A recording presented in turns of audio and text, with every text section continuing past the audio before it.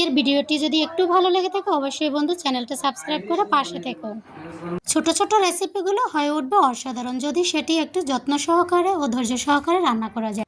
আজকে আমরা রান্না করব কাঁকরোল আর আলুর দম। দেখো আমি এখানে কতগুলো কাঁকরোল নিয়েছি। এই কাঁকরোলটা কিন্তু আমার সম্পূর্ণ কষি, ভিতরের বিচিটা কিন্তু একদম জলজলে, বিচিটা শক্ত হয়নি। আর এই রেসিপিটা করার জন্য এই কাঁকরোলটাই একদম পারফেক্ট। কাঁকরোল আলুর দম করার জন্য এই কাঁকরোলটা বেছে নিতে হবে, তাহলে খেতে কিন্তু অসাধারণ হবে। বিচিওয়ালা কাঁকরোল কিন্তু খেতে বেশি একটা ভালো লাগে না কারো কাছে।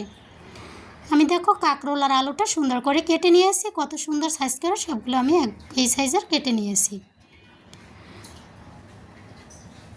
সম্পূর্ণ কাঁকরোলটা আমি সুন্দরভাবে আলুর সাথে সমান পরিমাণে দিয়েছি।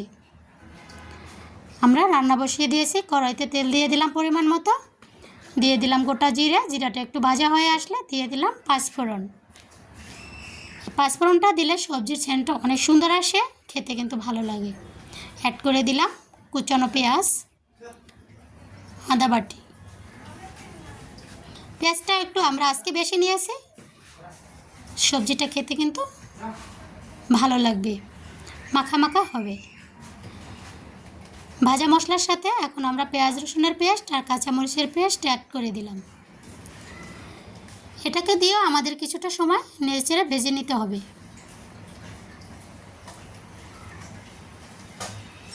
বাটা মশলার গন্ধটা যাতে চলে যায় সেজন্য আমাদের একটু সময় নিয়ে ভাজতে হবে এটাকে। আমার সম্পূর্ণ সুন্দরভাবে ভাজা হয়ে গেছে। এর সাথে এখন আমরা গুঁড়া মশলাগুলো অ্যাড করে দেব। আমার সবজিতে যতটুকু পরিমাণ গুঁড়া মশলা লাগবে আমি সম্পূর্ণটা একবারে দিয়ে একটু জল দিয়ে এটা সুন্দরভাবে কষিয়ে নেব। ধনিয়ার গুঁড়া, মরিচের গুঁড়া, জিরা, হলুদের গুঁড়া, জিরার গুঁড়া, পরিমাণ মতো লবণটা দিয়ে আমি সুন্দরভাবে কষিয়ে নিয়েছি। দেখো আমার কষানোটা কত সুন্দর এসেছে, একটা কালার এসেছে। এখন এর সাথে আমরা মিষ্টি দই অ্যাড করে দেব। দোকানে যে 10 টাকা কৌটোর মিষ্টি দই পাওয়া যায় ওটার আমি 1 কৌটো নিয়েছি। সবজি অনুযায়ী এটা দিতে হবে, যদি একটু বেশি দেওয়া যায় তাহলে সবজির স্বাদটা আরও ভালো আসবে। দইয়ের পরিমাণটা একটু বেশি হলেও সমস্যা নেই, তাতে সবজি খুব ভালো স্বাদ আসবে আরও। আমি দইটা দিয়ে মশলাগুলো সব অ্যাড করে কষিয়ে নিয়েছি, কত সুন্দর একটা কালার এসেছে। এর সাথে আমার সবজিগুলো সুন্দর করে কষিয়ে নিতে হবে। কেটে রাখা সবজিগুলো আমি দিয়ে দিলাম। এটাকেও আমি একটু সব মশলার সাথে সুন্দরভাবে ভেজে নেব। সবজিটা একটু বেশি সময় ধরে ভেজে নিতে হবে। আমার সবজিটা কিন্তু সুন্দরভাবে আমি ভেজে নিয়েছি। সবজিটা আমি যতক্ষণ ভেজে নিয়েছি তাতে কিন্তু সবজি হাফ বয়েল হয়ে গেছে। এর সাথে আমি এখন অ্যাড করে দিলাম আধা কেজি দুধ, আধা কেজি জল। আজকে আমার সবজির পরিমাণটা একটু বেশি আছে তাই আমি জলটা এর সাথে অ্যাড করে দিয়েছি সবজিটা ভালো করে সিদ্ধ হওয়ার জন্য। আমার সবজির কত সুন্দর একটা কালার এসেছে, সবজিটা কিন্তু আমার সুন্দরভাবে সিদ্ধ হয়ে গেছে। এই সবজিটা যদি এভাবে রান্না করা হয় সত্যি বলতে সেদিন আর ভাত খাওয়ার জন্য অন্য কোনো সবজির প্রয়োজন হবে না। সবজির ঝোলটা গাঢ় করার জন্য আমরা এর সাথে কিছুটা পরিমাণ সুজি অ্যাড করে দেব। অল্প কিছু পরিমাণ সুজি অ্যাড করে দিলে হবে। দেখো আমি সুজিগুলো অ্যাড করে দিয়েছি।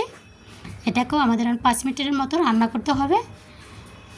আমাদের সবজি কিন্তু রান্না প্রায় কমপ্লিট। আমি অ্যাড করে দিলাম জিরার গুঁড়ো। জিরার গুঁড়োটা অ্যাড করে দিয়ে আমি আরও কিছুটা সময় নেড়ে ছেড়ে এটা রান্না করব। আর আজকের আলু আর কাঁকরোলটা কিন্তু আমি ভেঙে ছুঁড়ে দেইনি, এটা এভাবে খেতে কিন্তু দারুণ লাগে। কত সুন্দর একটা সবজি অল্প সময়ের ভিতরে আমরা তৈরি করে নিলাম। এভাবে যদি তোমরা তৈরি করো আশা করি বন্ধু তোমাদের অনেক ভালো লাগবে। আর আমার এই ভিডিওটি যদি তোমাদের একটুও ভালো লাগে অবশ্যই আমার চ্যানেলটা সাবস্ক্রাইব করে পাশে থাকা বেল আইকনে প্রেস করে নিত্য নতুন ভিডিওগুলো দেখার জন্য যুক্ত হয়ে যেও। আর আজকের আলু আর কাঁকরোলটা কিন্তু আমি ভেঙে ছুঁড়ে দেইনি, এটা এভাবে খেতে কিন্তু দারুণ লাগে। কত সুন্দর একটা সবজি অল্প সময়ের ভিতরে আমরা তৈরি করে নিলাম। এভাবে যদি তোমরা তৈরি করো আশা করি বন্ধু তোমাদের অনেক ভালো লাগবে। আর আমার এই ভিডিওটি যদি তোমাদের একটুও ভালো লাগে অবশ্যই আমার চ্যানেলটা সাবস্ক্রাইব করে পাশে থাকা বেল আইকনে প্রেস করে নিত্য নতুন ভিডিওগুলো দেখার জন্য যুক্ত হয়ে যেও। কত সুন্দর সবজি রেসিপি আজকে আমরা তৈরি করলাম, কত ভালো হয়েছে খেতে, সত্যি বলতে অসাধারণ লেগেছে। তোমরা সবাই ভালো থেকো, সুস্থ থাকো।